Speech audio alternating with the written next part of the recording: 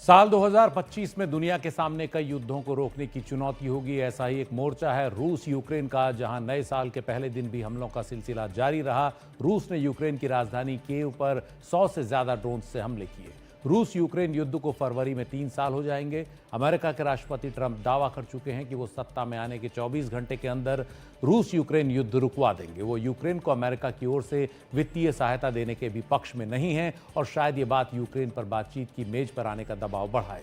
इस बीच यूक्रेन के राष्ट्रपति वोलोदिमीर जेलेंस्की को उम्मीद है कि अमेरिका उनका साथ नहीं छोड़ेगा। वो ये भी मानते हैं कि ट्रंप युद्ध रुकवाने की क्षमता रखते हैं।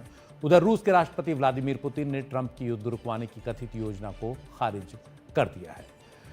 उधर पश्चिम एशिया भी लगातार सुलग रहा है। युद्ध की आग थम नहीं रही। हालांकि डोनाल्ड ट्रंप मानते रहे हैं कि रूस यूक्रेन युद्ध के मुकाबले पश्चिम एशिया की समस्या सुलझाना ज्यादा आसान है।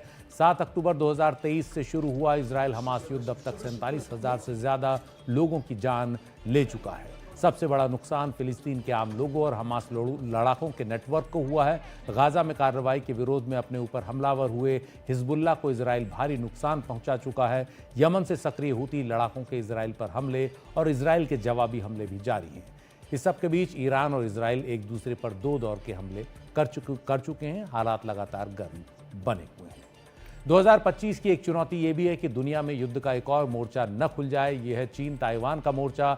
वन चाइना पॉलिसी के तहत ताइवान को अपना ही हिस्सा मानने वाले चीन ने कोई मौका नहीं छोड़ा है ये दावा करने का कि वो ताइवान को अपने साथ एक करके रहेगा। नए साल के मौके पर चीन के राष्ट्रपति शी जिनपिंग ने फिर कहा कि ताइवान स्ट्रेट यानी ताइवान जलडमरू मध्य के दोनों ओर के चीन एक ही परिवार के हैं। ऐसे में ये चिंता है कि 2025 में चीन ताइवान को लेकर अपना आक्रामक रुख और बढ़ा सकता है।